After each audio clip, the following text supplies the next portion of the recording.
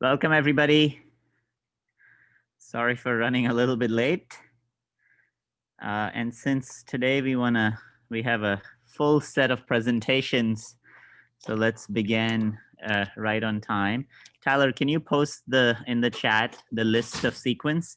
And I know a few teams couldn't post the time early enough, so maybe we'll have a few teams, so we'll stretch a little bit post 2 o'clock.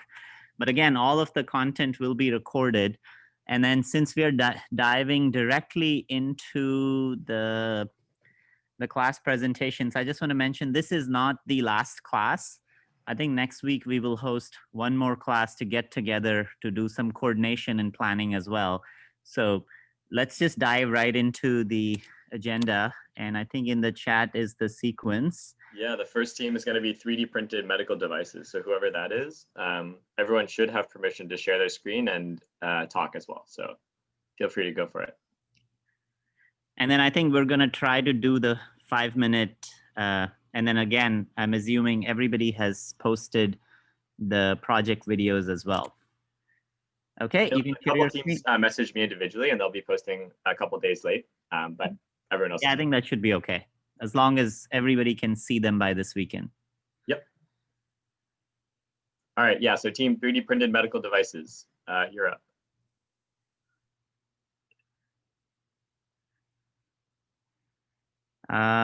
Do we have somebody from that team?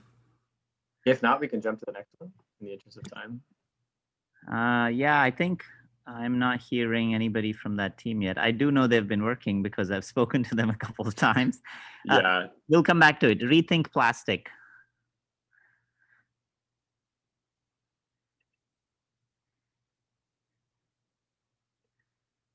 Any teammates from Rethink Plastic? Hello.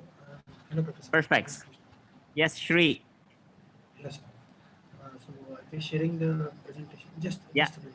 Take your time. It's okay.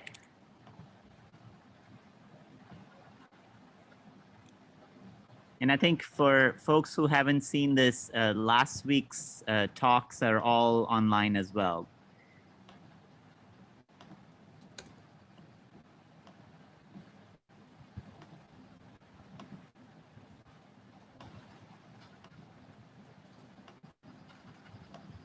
Hello, sir. Hope you're seeing. Hope you're able to see. Yeah, we see your screen. Looks great.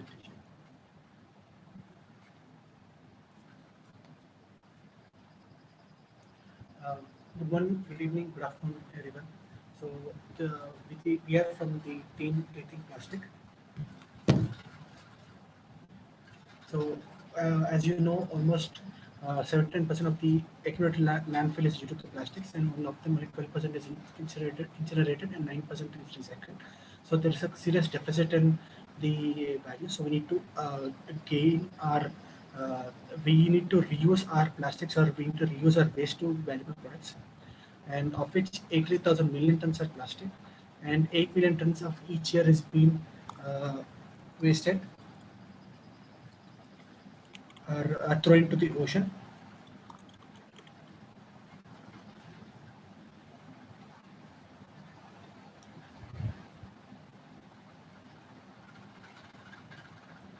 Shri, are you still there? Yes, sir. Yeah.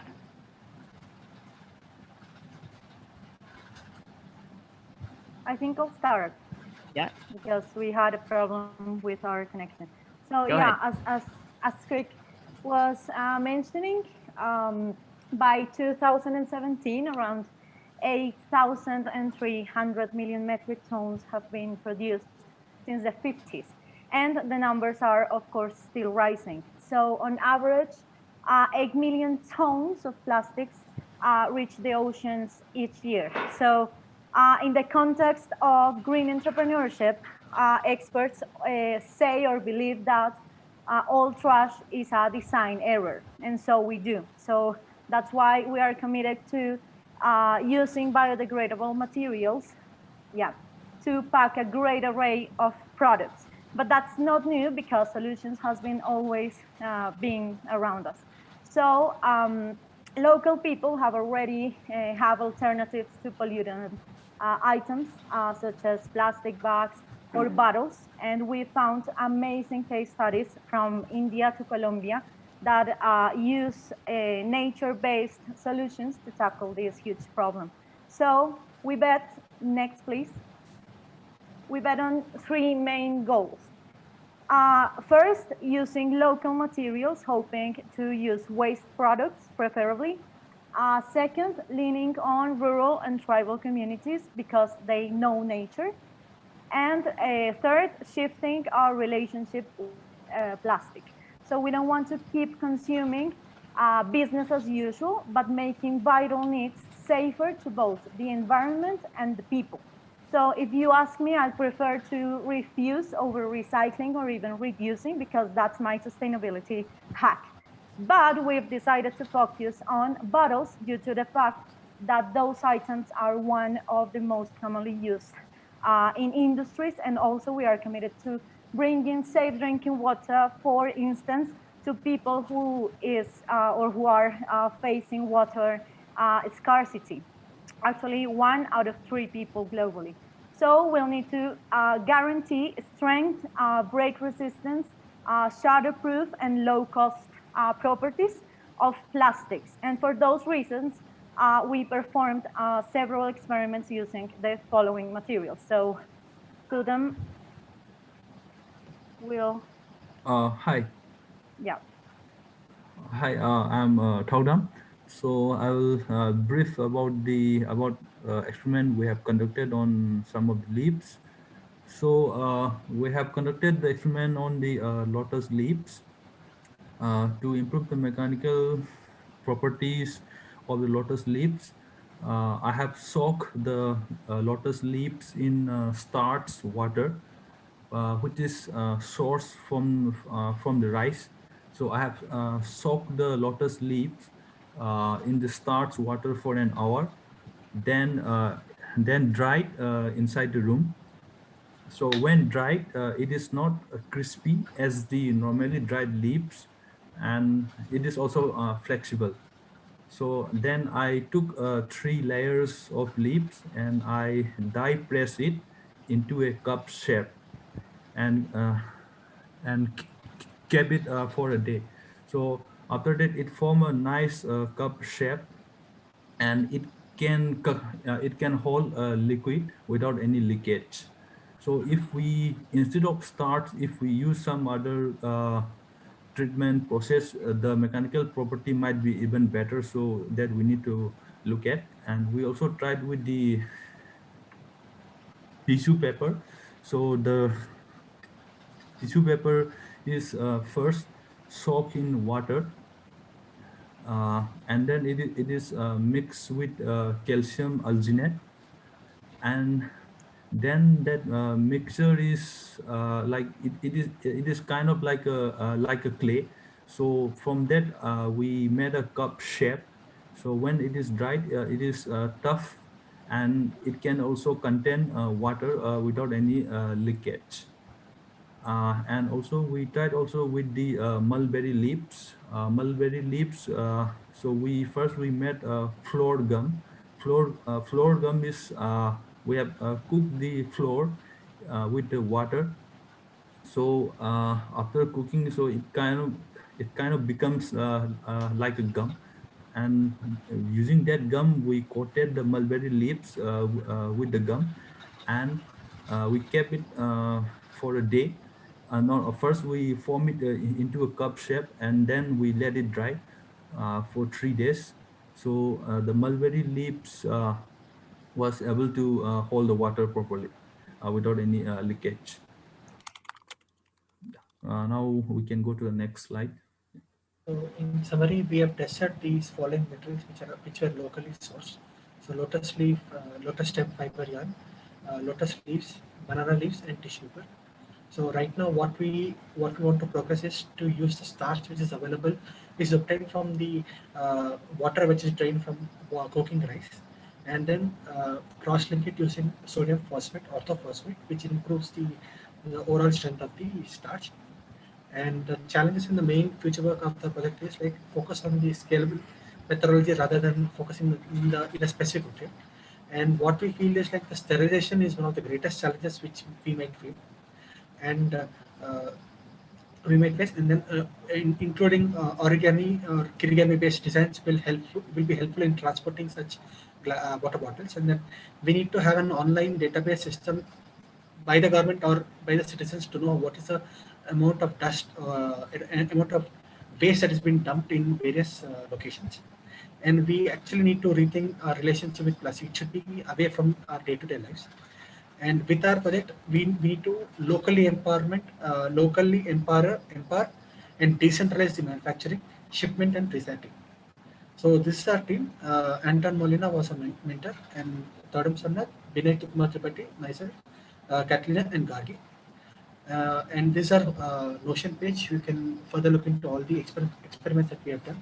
And we would like to thank Professor Manu for giving this opportunity to participate in and learn such new things. Thank you. This was absolutely fantastic, Awesome. and I love the message. So we're out of time, so we're gonna switch, and we'll do comments offline. So let's Next have up the is second Frugal thing. Backpack. All right, I'm gonna share my screen.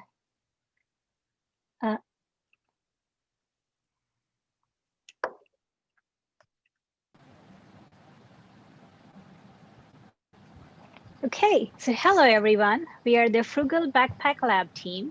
We are focusing on fostering science learning among low-income communities through curiosity-driven hands-on experiences. We wish to make science learning accessible and approachable for underserved youth from lower middle-income countries.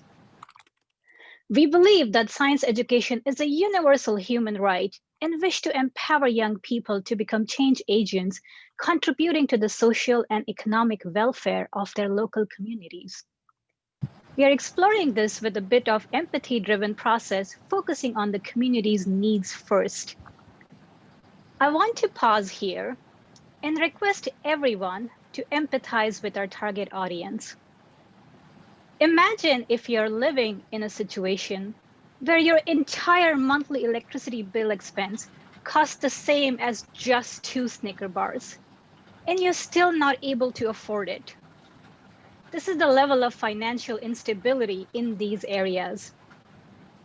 Over the past few weeks, we've collaborated with Akshay Dagarajan and Rajni Menon from Amrita Serve, which is a nonprofit organization who work closely with these communities. Amrita Serve links us to tribal communities in Idukki village, which is based in south of India. We intend to do our pilot study with middle school age children there. After iterating on our process, we hope to scale it to other networks.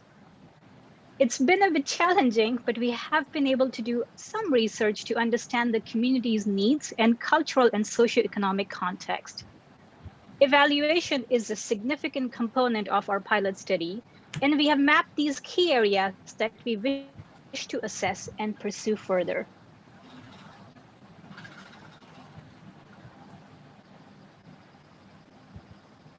Hello, hi.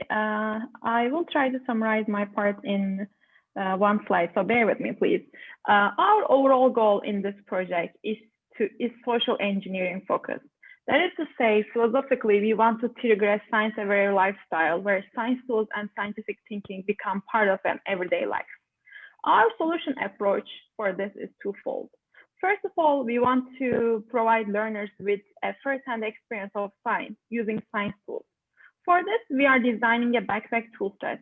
We picked 3 tools for our startup backpack kit: a foldscope microscope, a DIY water and soil sensor, and our 5 sensors, the most affordable and the best science tool available out there. We are designing our materials to teach and highlight the importance of the scientific method and scientific thinking. The scientific method begins with a curious observation. Measuring biodiversity using our senses is a great educational tool because you get to experience how to make an observation, how to take notes, and how to make connection between findings and draw conclusions. The tools in the backpack can be used alone or in combination. Combining all 3 to address a scientific question offers investigation at different levels, from micro to macro, and of course, a deeper understanding. This is one of the benefits of offering a tool set instead of a single tool. We plan to add more tools to our online list and allow learners to create their own text in the future. A toolset itself is not enough though. We will have to provide teaching resources such as instructional manuals, experimental guides, and science games. For example, we designed a science game that will be the first thing learners will see when they open up the backpack. This game is composed of a cartoonish map of Komaliquidi village, the village that we are focusing on, and blank trading cards. The idea is similar to a scavenger hunting. We will ask users to go around in town and search for organisms. When they find something interesting, we will ask them to draw and describe the organism in the cards provided.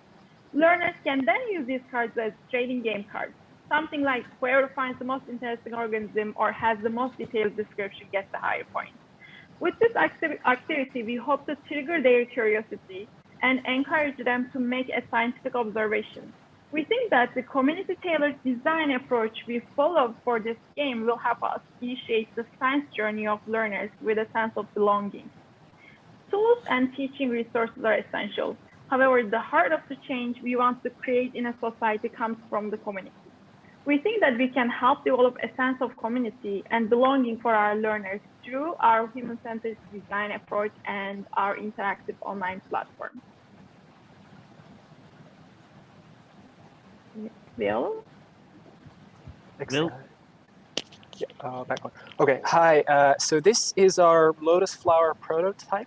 And the theory is that each of the individual legs fold into the center. That's going to be a cup that can be a water or soil container.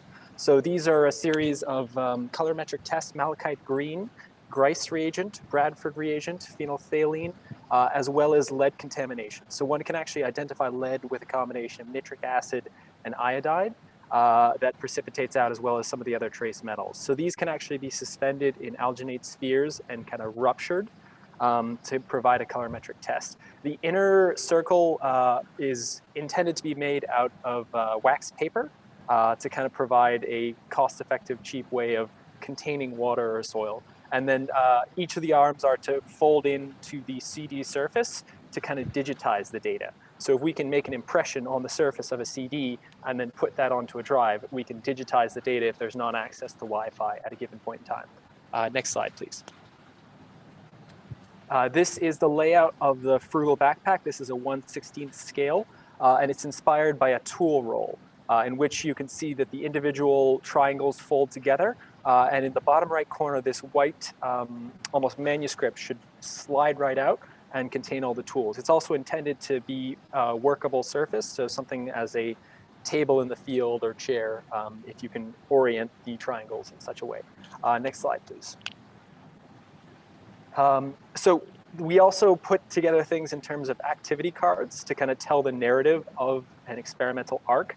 And so this is to kind of prevent students from leaping right into experimentation without really thinking through what are your variables, what are your controls. So they are a little more hypothesis and query driven.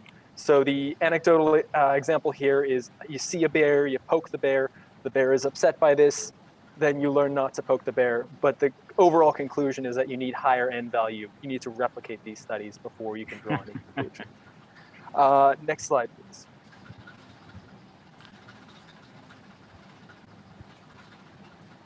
Yeah, so with a view of keeping costs in check and yet providing several open-ended tools, we've designed a backpack to fit around $25.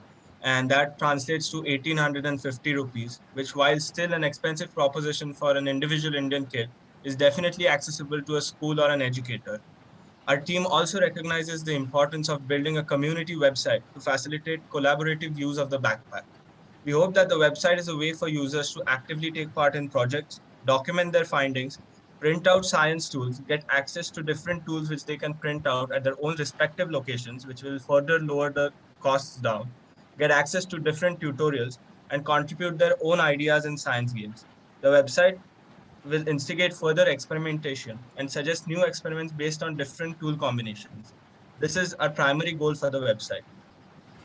Next slide, please, Alicia. And Saurabh, we're almost out of time. Right. So this is just the future goal. Of course, we still have a lot to do, and our short-term goals are just to conduct a more detailed remote field research, run a few rapid prototypes, and do that all before we move on to a more extensive pilot study. And with that, I would just like to thank the whole Frugal science team, Manu, you, Tyler, everybody who helped us facilitate this, and of course, all our mentors, Sherry, Bill, Kevin, Zachary, Akshay, and Rajni for the guidance. And this is our team. And do feel free to email us for any collaboration or if you want to join this team. Thank you so much. So that's fantastic. We're almost out of time, so let's just jump to the visually impaired Frugal learning tools for VI. And while we are connecting, I think one of the threads there is the fact that you guys chose a pilot site is just, that's fantastic. It's very valuable to have a test site where you'll test your ideas. Yes. Hi, everyone. This is Neeti. Danny, could you please share your screen? Yes. Yeah. Give me 1 second. Yes. I am Neeti, and I am presenting on behalf of my team, Frugal Learning Technologies for Visually Impaired Students. Yes. Yeah. Before I begin, I just want to thank Manu and Tyler for giving us this incredible experience. It has been phenomenal and very, very enriching for all of us. So our team took up this project that we would develop a toolbox for visually impaired students to understand scientific concepts without confusion. The key words here being eliminating confusion. So our discussions with science teachers for visually impaired students, they had made us realize that teaching tools should not just introduce a concept to a student, but also do that in a very clear and a organized manner. And this is essentially very important for visually impaired persons because their day-to-day functioning is based on a very high level of organization. So keeping this in mind, we wanted to develop strategies that we could put together for our toolbox. And for this, we have taken two parts. One is the tactile solutions and the other is audible solutions. Danny, next slide, please. Yes, so our tactile solutions include 5 prototypes as of now. The first, we explored paper quilling as a tool to explain scientific structural information. The second, we checked if we could use laser engraved tactile slides that could be used to reproduce microscopic images in tactile format. Third, we tried to develop a scale that could represent measurements ranging from meters up to picometers in a 3-dimensional format, that is in the X, Y, and the Z dimensions at a single glance, because this would enable quick and easy imagination for visually impaired students. Danny, could you just play that video while I'm continuing? Yeah, so this is the current prototype that we have in mind. Next, we also build a prototype for a tactile slate where visually impaired students could use it as a scribble or a notepad. So for this, we took a magnetic sheet and made protrusions on it. And so that when we place another sheet on it, we can make our impressions based on the writing that we do. And the fifth is we designed a Tixel slate, which could be used which could basically, it would use basic shapes such as circles, squares, and triangles to put together and form complex structures and images, which visually impaired students will touch and feel and understand. So these are the 5 tactile solutions that we have come up with so far. Danny will explain to you our audio solutions that we have developed. Danny? Okay, so Nias, Ajmala, and I focused on the audio part because we realized that, of course, students learn in many different ways. And so having just tactile solutions isn't always the best way of learning for a lot of students. I know a lot of students who are very auditory learners. And so that's why we created these 2 ideas. So the first one, which is the one that I worked on, was trying to create 3-dimensional graphs using sound. And so the solution that I came up with was creating a sort of chessboard like XY plane with a piece that's movable. And as you move it around, you represent changing height of the function by changing pitch.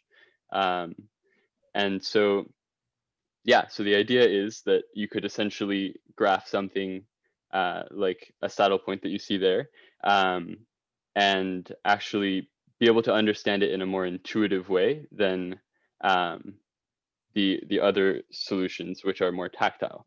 And if we have time, I'll play some audio clips of what we were working on. And then for Nias and Ajmala, they kind of took it a step further and said, what if we can create, using binaural audio, create almost like a surround sound and represent three-dimensional shapes that are more complex by changing their perceived position in space around us.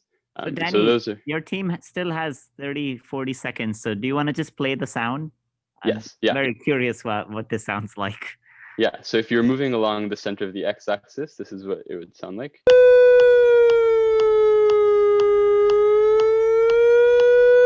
And along the y-axis, like this.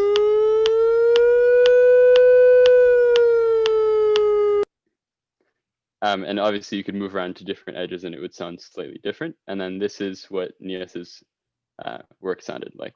Hello, we are a group of self-motivated people working to make a toolbox for the visually impaired people in the Frugal Science course group. I don't know if that was very audible because you have to be wearing headphones, but that was the basic idea. And then very quickly, the last slide, which is just our team. So this is our incredible team. We have Ceci, Sheetal, Nias, and Ajmala. All of us have been working with the guidance of Professor Pease. We have, our prototypes are basically very soon they are about to be tested, and we are open to completely scrap these ideas if we come to know that they are not really user-friendly, but we have committed that we would be redesigning them according to their needs. Thank you so much for this opportunity, Manu, and bringing us together. Awesome. Let's keep jumping on. That's a very young picture of Fabian. That's fantastic. Let's transition to the next Beyond team. the tents.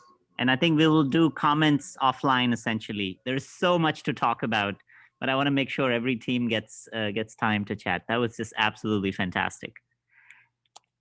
Scott.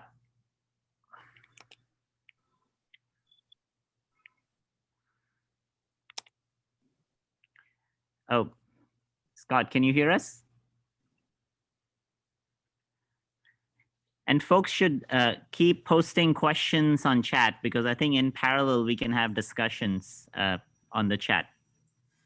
Sorry, when I was sharing, I couldn't find the button to unmute. But yeah, we are beyond the tent, and our topic was improving urinalysis for refugee healthcare. So a little bit, we didn't have a specific problem from our idea board, so we spent a lot of our time looking into different issues or potential solution spaces. And because no one in our team had worked directly with in a refugee setting, one of the first things that we did was reach out to some mentors who had that experience. So we connected with Jude, who has knowledge mainly of Syrian refugees in Turkey. And we connected with Laura, who has worked in Bangladesh working on preventable diarrhea in refugee camps. And one of the challenges that she highlighted was the lack of laboratory resources, meaning that any tests for a disease or for water quality had to be done without microscopes, centrifuges, or incubation. So this led us to thinking about ideas in paper diagnostics. We decided to examine an existing piece of tech, the urinalysis dipstick, and this strip is dipped into a urine sample, and then the color changes red against a key to determine the concentration of that specific analyte. And they typically contain these 10 tests, and they cost around 30 cents each. So when we wanted to narrow down what our actual solution would be, we wanted to think about these two guiding questions, which are which tests are most important to our setting, and do we need to use all 10 tests on each patient? This led to the first part of our solution, which was determining which tests were the most important for our audience. So we wanted to narrow down to the 4 most important tests, and our 4 criteria were the relevance to our setting, the ability to identify a specific diagnosis or cause, the simplicity of the readout, and the stability of the analyte in a urine sample. So these are the tests that we had to reject. If you want to do more in-depth research on them, you can look at our Notion or our video. But specific gravity, blood, and proteins all have a lot of non-specific causes for abnormal test results, and they require follow-up testing to confirm, so we rejected those. We rejected the bilirubin test because it's redundant with the urobilinogen test, and it's also not very user-friendly. The pH can be affected by many benign factors such as diet or time of day. So that one was rejected. And then leukocyte esterase was rejected because it's redundant with the nitrite test. And it has a very low positive predictive value from literature, which could lead to overtreatment and then wasting resources. So looking at the first, the test that we included, the first one was nitrites. And nitrites are a pseudo-marker of infection from E. coli or other gram-negative bacteria. And from talking to Laura, one of the biggest challenges currently in the camps is that there's no way to test if a water sanitation method is actually effective or not. So until we have that ability, monitoring for these infections is going to be really important. We also decided to include urobilinogen, which is a derivative of bilirubin, and increased levels of that are tied to cirrhosis or hepatitis. And as you can see in this chart, the readout from urobilinogen is quantified, while bilirubin is more relative, and it's closer to the actual sample of color of a urine sample, so it's harder to maybe read. We also looked at glucose, which can be used for detection of the asymptomatic diabetes. The CDC has acknowledged the use of this test for that. And it also may help doctors know which test to use in the future then, if they know that someone may be potentially testing positive for diabetes. A blood test would obviously be better, but this is a good alternative if you can't do a blood test. And then finally, we chose the ketone test, and ketones are produced when the body digests fat instead of sugar, either during starvation or from a lack of insulin, which can lead to diabetic ketoacidosis, which is a very serious condition that can lead to a coma or death. And the American Diabetes Association lists these strips as essential in conflict settings.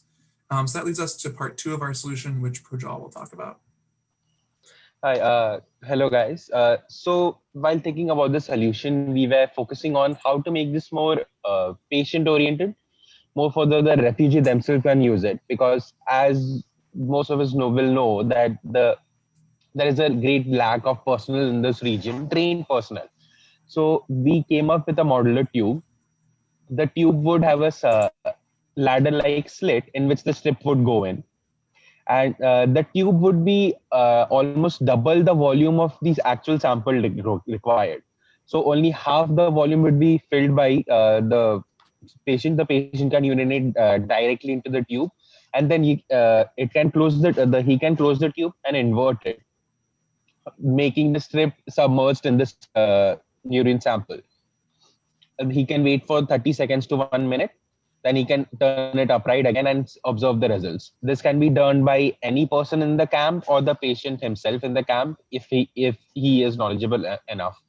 This takes out the aspect of someone actually dipping strips in urine samples, as that would be very unsanitary in a camp environment. Move to the next slide. This is the basic model that we came up with. It's a big tube. The tube itself can be reused or single use. It depends on the basis of the camp, what the resources for the camp are. That's why we let this strip as a removable piece for the tube. Moving on to future work. We intend to connect to a doctor who has already worked in the area or is working in the area. We will understand what tests are most important from their perspective, and also determine if the patients and the doctors think if the modular part is necessary for them and will they use it. Then the next step would be to reach out to manufacturers who are already manufacturing the strip and ask them or advise them if they could manufacture something which has only 4 tests on that strip and make it frugal so that it's available to the refugee camps. Detailed information on our project is available on Notion page, and any questions can be mailed to Scott on his mail ID. That's present on the slide. Thank you.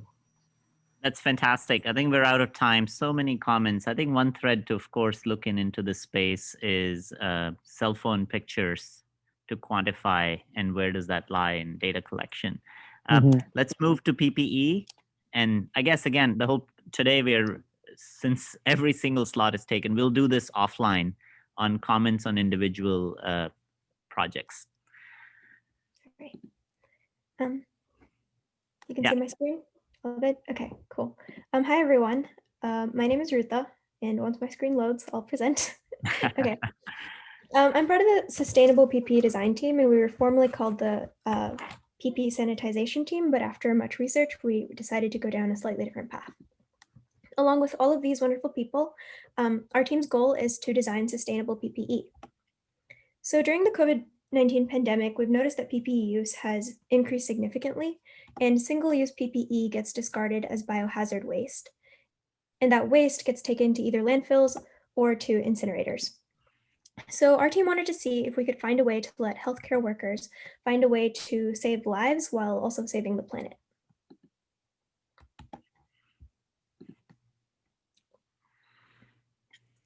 So we identified two major pain points with the current single-use PPE. One of the major challenges in the treatment of the COVID-19 patients has been the disposal of PPE used by doctors and nurses. By July, Mumbai almost generated 12,000 kgs of COVID-19 waste on an average day. This was just from one city in India. What about the entire country, the entire world? The figures are just overwhelming. So errors in PPE doffing results in accidental contamination of the wearer. With long work periods and exhausted healthcare workers, these errors are on a race and in turn negates the very purpose of wearing a PPE. So these are some of the existing solutions which we came across, which helps take care of the issue of the mounting PPE waste. One of them is a UVC decontamination chamber, but we had to put it off because we were unsure of the efficacy due to the creases and folds in the gown and the need for huge chambers. Washing the gowns with soap and detergents was something we stuck to and it's universally available and inexpensive. Our main focus was still to come up with a biodegradable material which would fulfill all the requirements of a PPE, but needed a little bit of a research and would take time.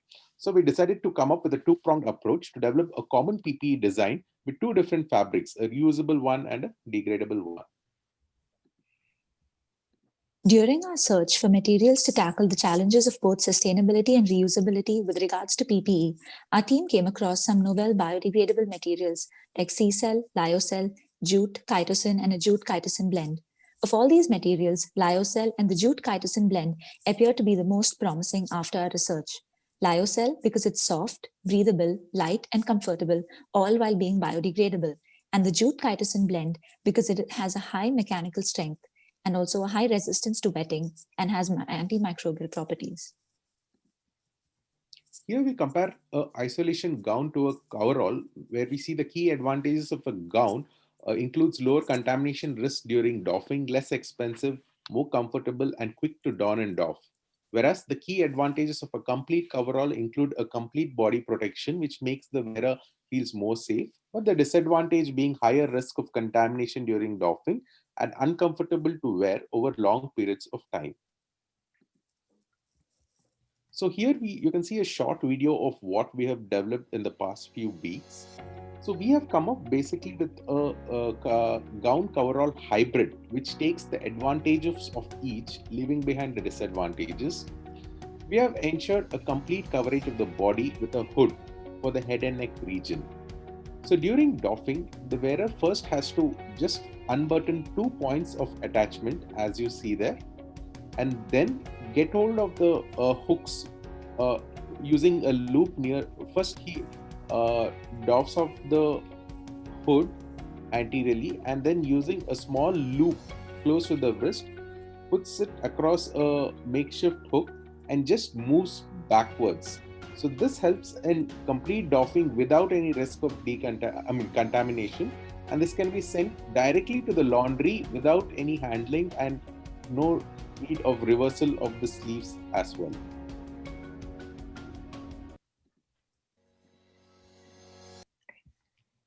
Our latest prototype is a second stitch prototype, and although we will continue to improve the design digitally, we're excited to take next steps, including the material testing of the biodegradable materials that we have chosen, as well as getting user design experience feedback, especially on the donning and doffing process. For manufacturing, we have already found jute manufacturers that can easily modify their current existing infrastructure to be able to produce and scale. And using the N95 decon channels, we can reach channels in low-income countries. I wanted to take a moment to thank our mentor, Dr. Nicole Starr, for her help in this project and for putting us in touch with different channels of information at N95 Decon. and also, of course, Dr. Prakash and Tyler for their help. Our Notion page is right here, and you can also contact us through our emails. We have a lot more information about the specific properties of the biodegradable fabrics that we were looking at on the Notion page if you're interested. That was fabulous. Again, I just feel fabulous. Let's keep moving. Lots and lots to talk about.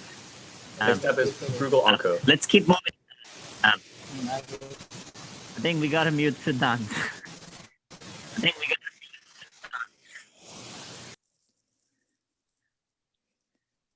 Okay, Sonali, you're up. Yeah.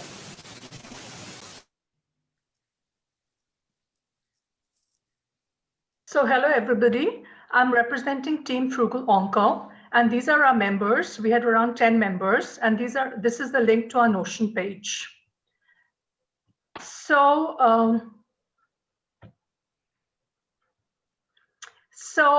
as you can see on the left side, is that cancer is a global problem. Not only are both developing and developed nations to have large cases of cancer, but there is also a variety of cancer cases.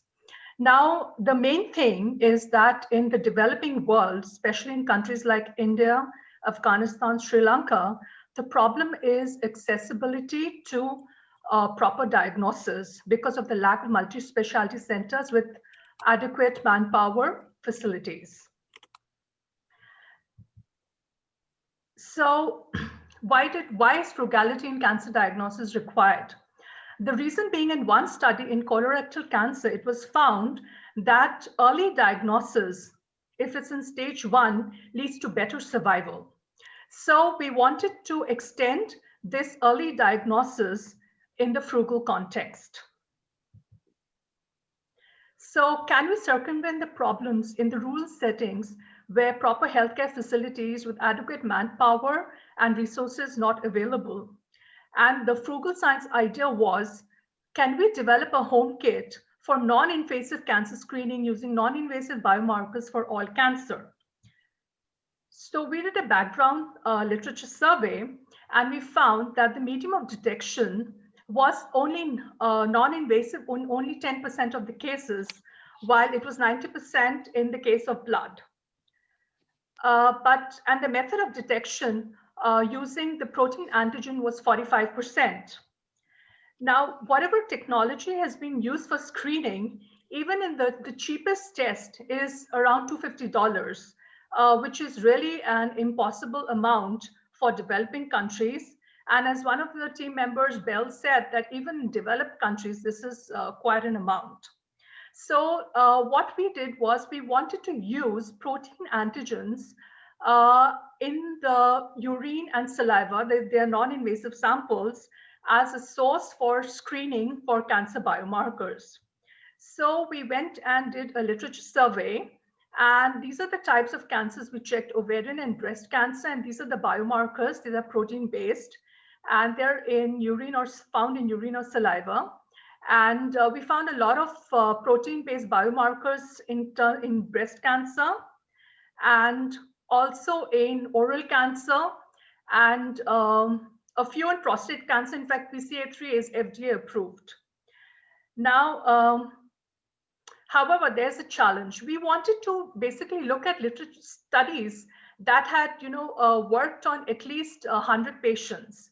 And the challenging part was that we found that in most of the studies, there were very few studies with greater than 100 patients where the biomarker was validated as a cancer biomarker.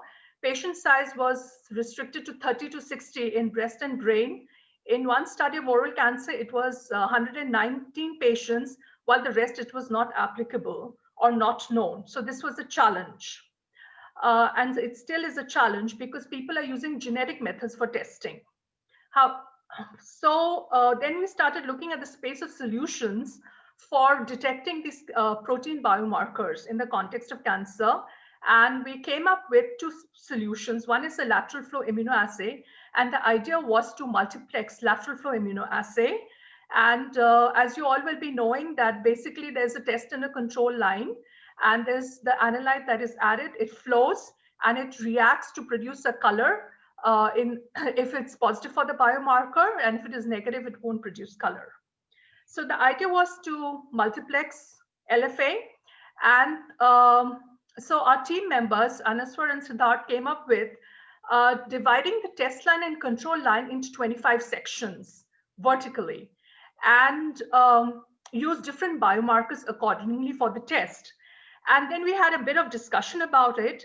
And what they said was that we could use hydrophobic wax lines printed between each test line and control line, or we could have a polymeric membrane. But the main challenge of this multiplexing LFA is biomarker resolution. So we are still looking at the availability or feasibility of the solutions. There are other challenges like non-specific binding or heterophilic antibodies, and scaling up and cost. So Bhavna, another member of the Frugal Onco team, came up with another solution, and that is using microfluidic devices using paper-based origami. The basic idea is that you fold the paper and you inject the solution and containing the analytes, and then you inject the test, and you inject your, and then when you unfold the paper, you're going to get all these colorimetric signals. And she worked on it a bit further to show that how we could incorporate a control panel, because the original design lacked a control panel. So, so basically, as you can see, we are facing a lot of challenges, but we want to go ahead with it, because in the Frugal space, it has a lot of application because of the cost of the genetic tests. The challenges are validation of the home kit in randomized controlled trials, but then the data would be stored from these controlled trials in a cloud and downloaded in a smartphone app. Now, if this challenge is overcome, then the future direction would be to combine a colorimetric readout of the Frugal home kit with Foldscope, take a photograph, upload on a smartphone app, and do a cloud lab-based diagnosis. This is just the beginning. We have miles to go. And at this point, I would like to really, really thank Tyler for doing a wonderful job of organizing and keeping us updated, and Manu for your encouragement and for inspiration. Frugal Science course was brilliant, and feedback is appreciated. But I would like to share a last slide, is that I was like on Twitter, and just before the Frugal Science course and today's course, and Bert Vogelstein, who's the Director, Center for Pharmaceutical Policy and Prescribing Investigator of Harvard Hughes Medical Institute, said that less than 20% of the cancers in the United States are detected by screening. They're detected by symptoms when it's too late. So it seems to be, you could extend this Frugal solution to non-Frugal areas. Thank you for your time and attention. Yeah, most often needs don't know which countries they're in. They're everywhere. That's fantastic. Let's keep moving. The non-syringe team. And I think we'll do detailed comments and feedbacks offline on the Notion pages itself. Arani, do you want to start?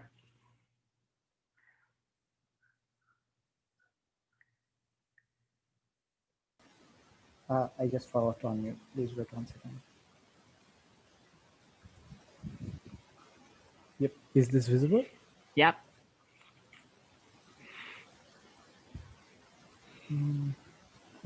If you want to be in present, yeah, there you go. Yeah. So the World Health Organization estimates that around 16 billion injections are delivered worldwide with single-use syringes. And when a successful COVID-19 vaccine has been developed, this will add to billions more. So can we reimagine the single-use injection to meet the demands, reduce the waste, and promote equity in access? So we found that the plastic syringes are actually a multifaceted problem. They are reused in lower income and middle income countries and are a reason for bloodborne diseases. The demands for the single-use syringes far exceeds their supply, and the wastes contribute as biohazards. So we had the simple idea of utilizing honey sticks or something similar to honey sticks or toothpaste winders. And we thought that the vaccine could come in vials that were crushable and had a pre-fitted needle.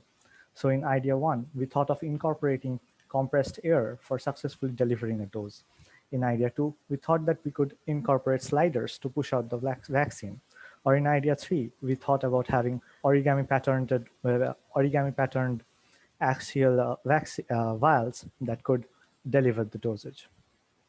So we went on and designed this in CAD so that it could be easily 3D printed. And it had a needle hub, which could fit on the disposable vial and had a reusable barrel with a reusable plunger. But this had many challenges.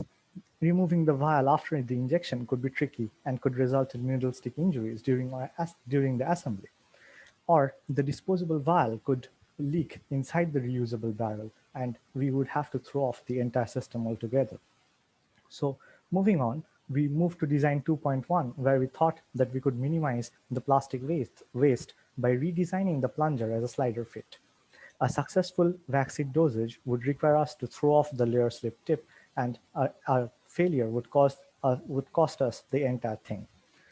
But training a clinician to use a slider fit would require a complete training course again. So we took one step backwards and decided to keep the plunger as it was right now. And the design 3 focused on how we could have magnetic arrangements so that we could fit this vial directly into the body without much usage, without much like trickery. And then Survangshu went on to design a needle made out of paper, and he just rolled up the paper and used glue as a hardening agent. But then, as you can see, that this is far from perfect, and like we could not control the dimensions or the thickness, and it had very low mechanical strength. Moving on, we also thought about some biodegradable materials that we could use, like PHBH, which had a tunable mechanical and physical properties, or PLA, which is a transparent bioplastic, and which is currently used in biomedical applications.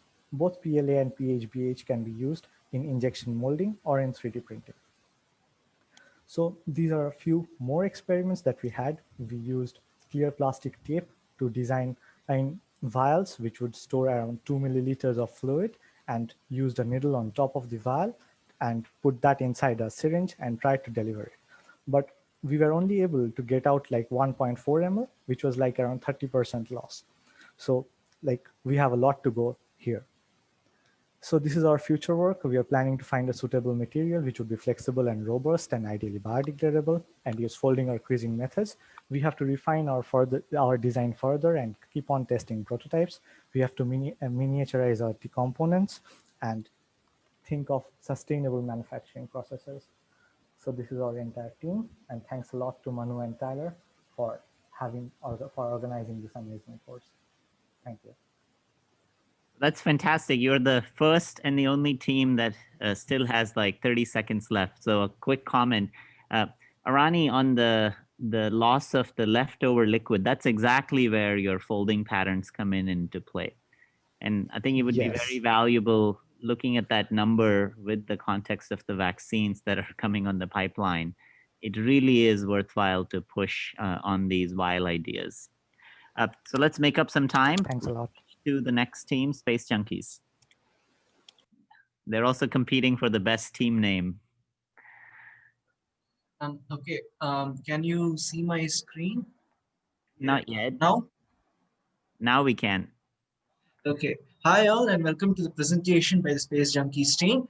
We are working on a solution titled Space Popcorn, and you'll see the details as we move on. This is the team. I'm Kaustubh. We have Phil from California, Deep from Kanpur, Aryan from Bangalore, and Anasta, our amazing mentor from Manu's lab. So the problem statement is really simple. Our space neighborhood is littered with junk that has accumulated over 5 decades of continuous satellite launches. And as a result, this poses a significant danger to future space missions, given that these junk orbit the Earth at different heights at hypervelocities of up to 18,000 miles per hour. Now, any space mission costs upwards of hundreds of millions of dollars. So having a 1 centimeter piece of junk endanger the entire thing really sucks. So we were trying to find out how can we cost effectively remove the small debris and at the same time prevent generating any more debris. So in order to understand the design characteristics, we analyzed the data available on the flux of these debris in the low Earth orbit, which was our area of interest. And we found out that over 100,000 objects per square meter per year orbit at these hypervelocities. And the total number of objects has been estimated, as best as we can tell, this year to be over 128 billion. This is a large-scale problem for which we've decided to employ a 5-pronged approach to understand how we can design a solution. The characteristics that we were looking for in our solution were to reduce the impact, to collect the debris, to make sure that we don't create any additional debris, and to deorbit the larger ones, and most importantly, keeping it frugal. We were trying to design a solution that does some of these, if not all of these. So on the area of the research done, we had 2 approaches. One was the theoretical approach where we were looking at whether we can computationally model and try to understand the distribution of these debris so that we can find focus areas where we can deploy solutions for maximum effect. And the other was the experimental approach where we were looking at impact mitigation and debris destruction and debris collection. So the first part of our approach involved analyzing the current methods that we use to mitigate impacts, and they are primarily Whipple shields, which simply put are multiple layered shields, which are able to both suppress the impact of the debris as well as to some extent collect them. So what we decided to do was to experimentally investigate materials, frugal materials, which can serve as good replacements and as scalable solutions for designing innovative Whipple shields. So Kevlar was one thing we looked into, but Kevlar is already being used. So Phil decided to create a scaled down model of the entire debris situation. Given the debris, there is no way for us to accelerate the debris to 7,500 kilometers per hour. So Phil decided to create a scaled down model where we simply accelerated a nail and saw whether it was able to puncture a given shield or not. So we tested out multiple materials, and we realized that some of these materials do have the scope, thanks to their changing elastic properties, to actually capture the debris. And this is something that is still an investigation, and we plan to move forward with this by investigating even more materials. Then Manu's paper lecture on origami was like a eureka moment for us when we realized that origami-based structures outperform non-origami-based ones when it comes to impact mitigation, which was one of the criteria we had decided for the shields we wanted to design. So we did a literature review and realized that aluminum sheet-based foldings, specifically tubes and arc-based foldings, are able to both resist the maximum impact force and they are also able to retain the shape. So we thought that this will be a good design incorporation into a Whipple shield to ensure that the Whipple shield retains its shape for longer periods of time. Anesta was looking into whether we will be able to use origami-based actuator designs to see if we will be able to capture these. And we found that there are certain designs which can be modeled both simulation-wise as well as experimentally. And this is something that is that we are planning to do further. Another thing that was important was impacts can deform the shields, and we were also simultaneously looking at if we can incorporate self-healing materials into this so that shields can heal themselves, not just retain their shapes, thereby increasing the longevity of the operation in space. And some of the current strategies that we looked into that are already being used, or at least tutored by different agencies, were to capture these debris using different kinds of nets and structures. And we looked at non-Newtonian fluids as fillings in the Whipple shield gaps. And we realized that not only are these able to mitigate impacts, they are also able to capture the materials quite effectively. Cornstarch was a very another eureka moment for us because it helped us identify one potential material that acts as a solid under force but liquid otherwise. And Deep was analyzing the thermodynamics of these hypervelocity impacts to see if it is possible to incorporate a material science design that helps these debris vaporize upon impact, kind of like a localized explosion due to the high heat generated by the hypervelocity collision. Theoretically, it seems possible. We are looking forward to suggestions about how we can design materials that can achieve this. And finally, as part of the deorbiting strategy, we were looking at sail type materials which can increase the drag and thereby slow down the slow down the debris, so that deorbiting becomes more of a natural phenomenon rather than a forced phenomenon. And finally, we were looking at how we can deploy the solutions that we have designed. And we looked at two kinds of deployment strategies, active as well as passive. Active deployment is our deployed machine will go seek out the debris cluster, clean it, and then return to the mothership. Whereas passive deployment is just letting it into orbit and let it clean up. The reason why we called it space popcorn is because we wanted it to be an actuator-based design that will trigger based on impact. So hopefully we'll be able to achieve this using all the things that we learned in this course, as well as the inspiration that we drew from so many teams presenting so many different ideas. And none of this would have been possible without Manu and Tyler's help. This community is an amazing community. I look forward, and I'm pretty sure the rest of the team does too, look forward to interacting and diversifying our solution space and hopefully solve this problem within our lifetimes, given the scale. Thank you. Okay, we're out of time, and you can already read on the chat how excited people are with the amount of progress, and especially being able to do experiments in such a difficult problem. That's absolutely fantastic. Let's jump to frugal infection detection. It's really hard to not spend some time discussing each one of these, because I know it's not fair then for many of the people who come next. But let's keep continuing the pace. Yeah, so I'll share my screen, it's working, and I'll go ahead. So our team is a frugal infection detection, and that's not exactly where we ended up, but we're still in this area of detecting infections. Frugal is the goal, but we didn't quite achieve it yet.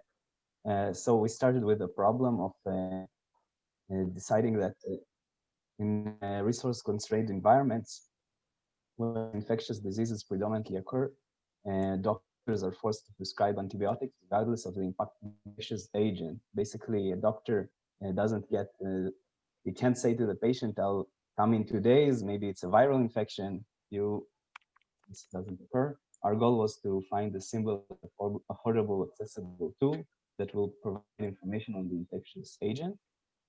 We wanted to go and try to find this very simple solution, but complex problems usually don't have the simplest of solutions. These are the solutions that we found currently being employed. Lateral flow assays were mostly being used, and the other solutions were being developed and undergoing a lot of FDA processes, and a lot of companies invested, and well-funded laboratories are going in this space. A common principle that was being shared was that they used the host's own immune system to identify the infectious agent. So we thought about how can we detect the response to the infectious agent in a different way. After a discussion with Manu, we came to the idea of maybe using a breathalyzer. The history of breath in infection detection is not something new. As you can see in this slide, just skip ahead. We found that volatile compounds are used as biomarkers for a lot of different diseases and can be detected for bacterial infections, viral infections, and many others. We went ahead and tried to find out how volatile compounds are being detected today. Most accurate method is using a gas chromatography mass spectrometry. This is very not frugal. The device takes about half a room and costs $500,000. We also, after exploring this area a bit more, we found that in cancer research, there was a detection using volatile compounds with various chemical resistors. We focused on one from an Israeli group that recently used this device and basically calibrated it to detect corona. And this signaled to us that maybe this is possible also for other infectious diseases. On the right, you can also see that using volatile compounds, you can even differentiate between different viral infections. So then we went ahead and said, maybe we can go back to the breathalyzer since it is so cheap. How can we use those principles we found with other solutions and try to implement it into a very cheap device? Infrared devices, breathalyzer devices are usually the most expensive ones and the most accurate ones, but maybe we can hope to somehow using optics and lasers make a more handheld and cheap device. Or maybe we can use a fuel cell device, or the semiconductor one is not very sensitive and it isn't even reliable for alcohol detection. And once we recognize the volatile compound pattern for using machine learning, we can perhaps use and design a complementary specific device for that pattern. And we won't have to detect all the volatile compounds as is being done today. So that is our current proposed solution. And using basically a simple handheld device, using perhaps an infrared sensor, and only detecting a small range of wavelength absorbance to get the desired output. This is not as simple as it sounds. There is a lot of challenges still. As you can see here on an infrared absorbance, the volatile compound concentration is very low. And current breathalyzer, the cheap breathalyzers are detecting in parts per million, whereas our resolution that is needed is parts per billion. Also, all the volatile compound data is not organized for our purposes, but the data is there and would require sorting. This is our team contact information, and Miss Swati and Gabriela have been working on this recently, and we wanted to say a huge thanks to Manu and Tyler for this amazing opportunity and course. That was fantastic. I think lots of comments again, but I want to make sure we keep moving along. So the next is Dropcast.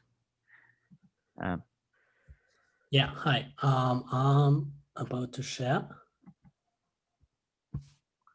Okay. Let's go. Okay, I'm presenting on behalf of Team Dropcast. As you might remember from our presentation a few weeks ago, we are working on a point-of-care solution for blood disease diagnostics with a focus on anemia. Our approach is combining blood drawing patterns with computer vision to provide quick and frugal predictive diagnostic results. To tackle this problem, we decided to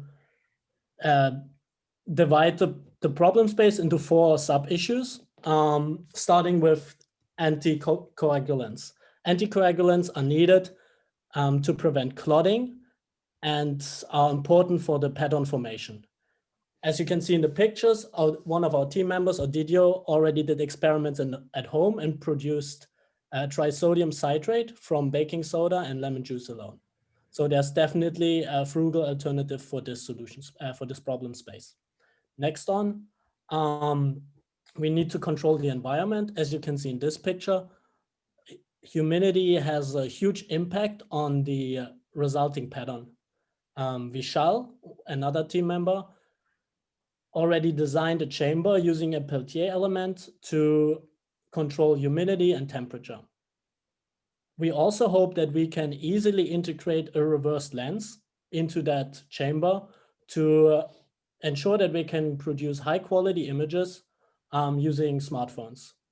The required magnification would be around 4x, which is basically a toy for reverse lenses. And modern phones have a good enough resolution to do this. So we are very sure that we can do this. And some of your talks already given us some inspiration of things that haven't been done. For example, we could consider using some kind of polarization filter to maybe even enhance images or get additional features out of this. I'm going to talk about the computer vision model in the end. So for now, I'd like to talk you through the process of creating a sample. We are using diabetes lenses that are commonly available and most importantly, easy to use. If you want to see a video of this, you can find it in our movie or on our Notion page. For now, I just included a few pictures of myself using those lenses. So you'd simply prick your finger, then you milk it until you have a big enough drop, and then you deposit it on a slide. This is a result you could get. Right now we are we are exploring different solutions on how to combine the blood with the anticoagulant. The thing we are doing right now is that we dip the slide into the solution and let it dry, and then we have an anticoagulant coating. But we are happy for more suggestions. For now, I want to show you our most exciting result, at least in my opinion. This is a video, a time-lapse video done by Suresh. A short disclaimer, he has a magic phone with, I believe, a super macro function. So this is not reproducible with any phone, so we have no magnification right now. And the video should be playing now. And as you can see in the beginning, there's not much happening. And then I think around after half an hour, you start seeing the edge starting to dry first and then going to the middle, and then you get a pattern already. So now we see cracks, we see a darker middle part and a brighter ring. And if we use now an anticoagulant, we get an even more distinct pattern. And the most important part here is now that those patterns are different for if you have different conditions, for example, anemia or hyperlipidemia. Which brings us to our last slide, where I want to give a quick outlook to what we hope to do in the next few weeks and months. So first of all, we want to build that chamber. We have a few designs and now it's just time for us to build them. Once we have built this, we can start trying to collect trial data, but instead of using human blood, we think we should start with fake or animal blood to avoid all the medical restrictions that come when you work with human blood. We can then create different conditions, for example, using blood thinner. But if you have any suggestions on what else we could do, feel free to reach out. Once we have the training data, we can start training our model. I hope that a simple ResNet 50 pre-trained on the ImageNet dataset should be good enough, at least for a proof of concept. Once we have that model, we can host it on a simple web app where the user uploads their own images and is returned a predictive result.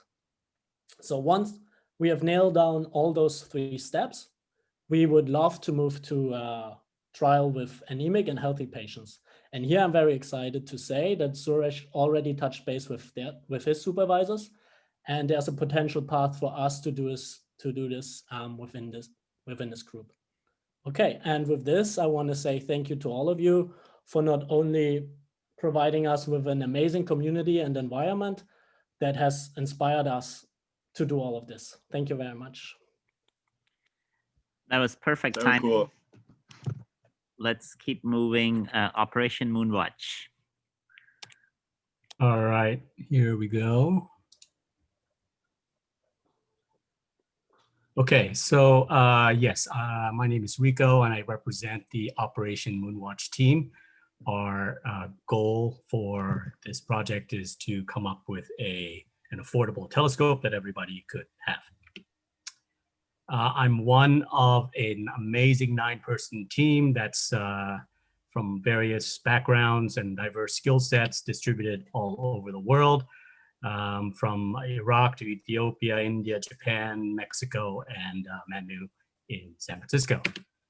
So why astronomy? With so many pressing earthbound problems that we've seen over the past couple of days, maybe we should be putting all of our intellect and effort into these issues instead of looking towards the sky. But this quote by Lisa Kattenelger sort of puts everything into perspective for me, at least, that astronomy is really important for us to understand our place in the universe. And maybe looking skyward, we could come up with some innovative thoughts and solutions for earthbound problems as well. And my colleague Christian did a great explanation of this particular point on our video if you want to have a look later.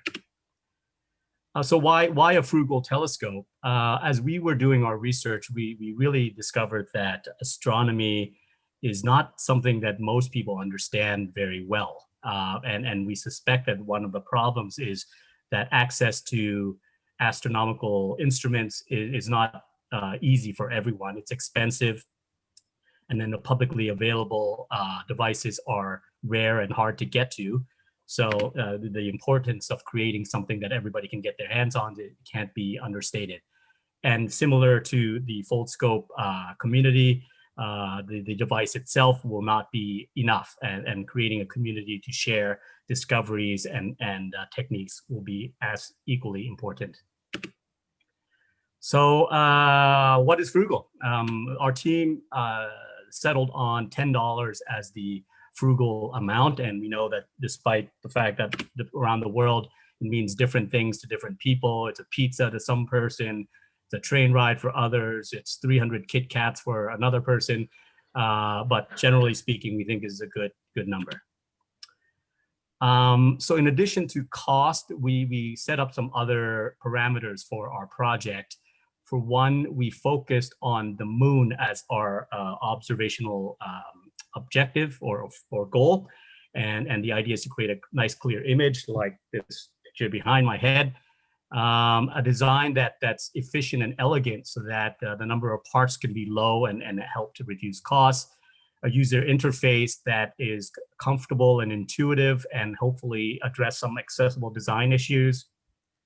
Materials that are recycled and or sustainable to be planet friendly. And lastly, a robust device that isn't just a toy, but a serious scientific instrument.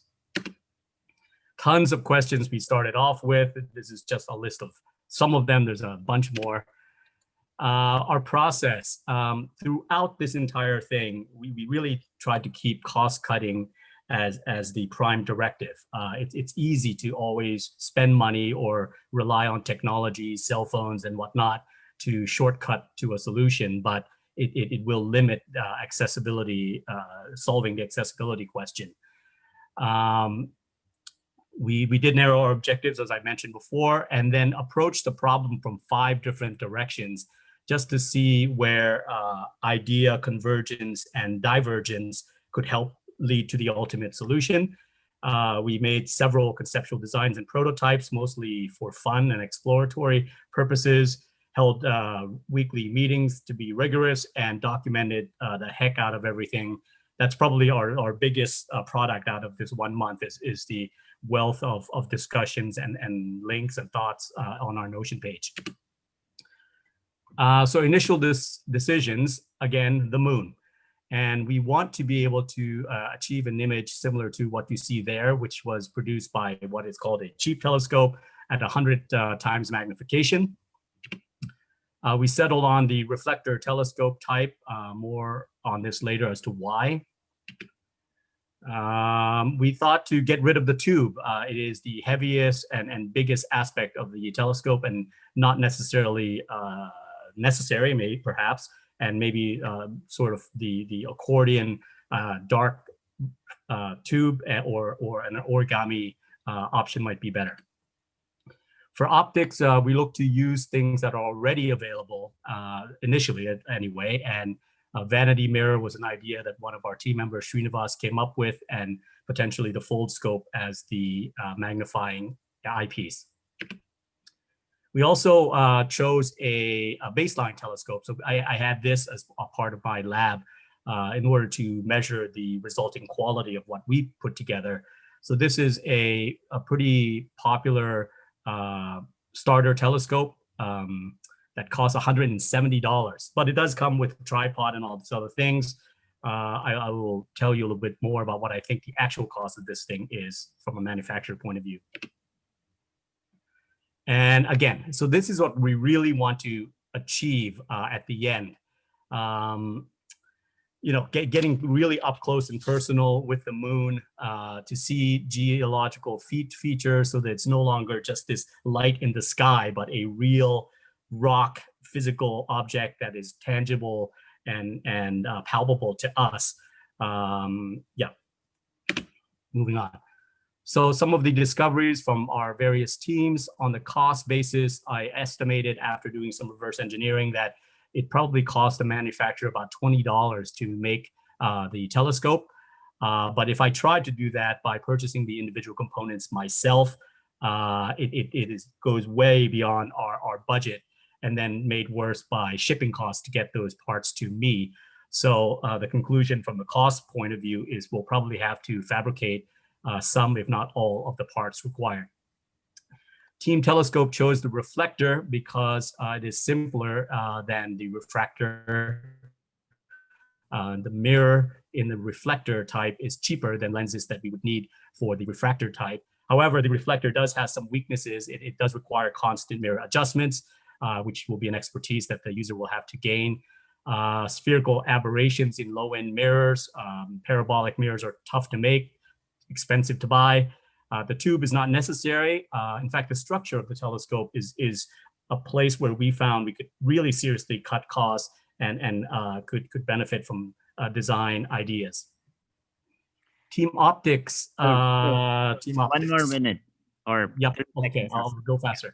Yeah. Team optics. Actually, optics is everything. So 90% of our cost has to be focused here. Team observation. The moon as an object is very unique from others. It's big, it's bright, so it doesn't require the same telescopic requirements as others. Some of our experiments. Here's one Srinivas did with found parts. Here's another one he did based on the moon, the original Moonwatch telescope. And I think we have a testimonial by his son here. I'm sorry, this is worth watching.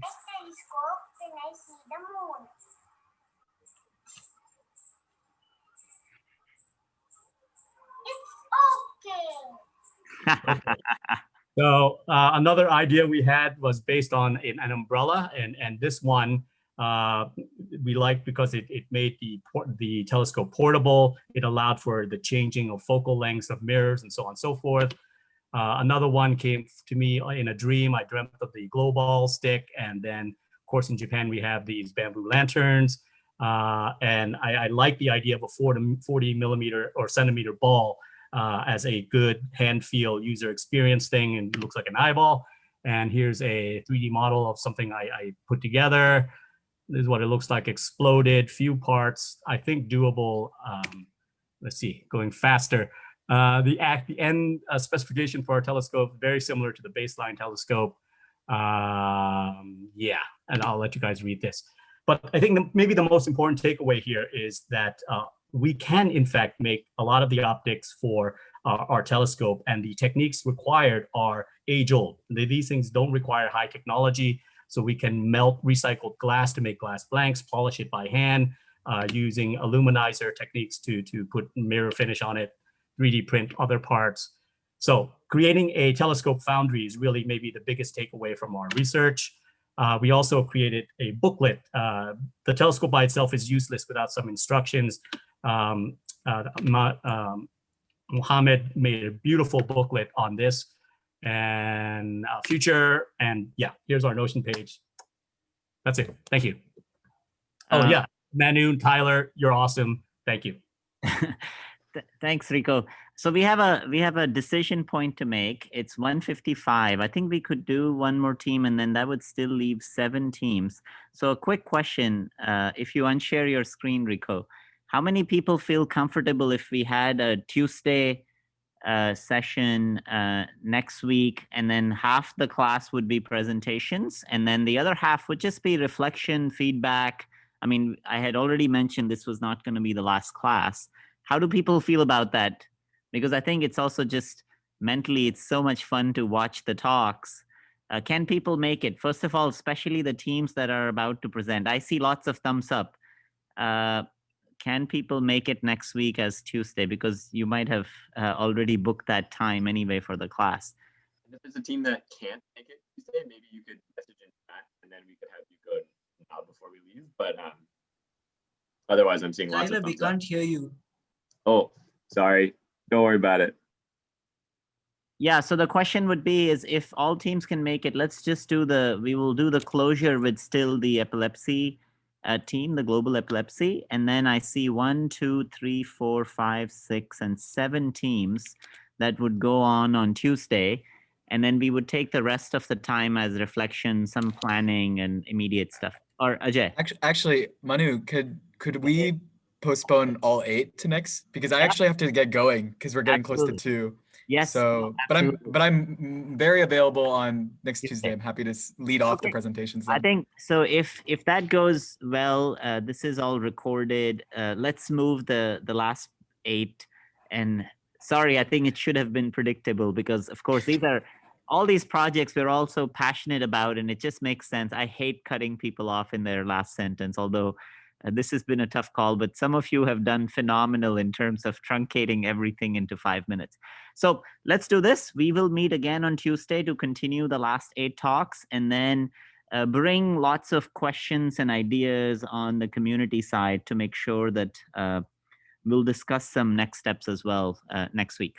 And again, apologies to the teams who were expecting to present and you sweated and got everything in, but now you got an extra weekend. So, and then by the weekend, please put the videos online so that we've had the chance to look through all the videos, because there's so much more detail associated with that as well.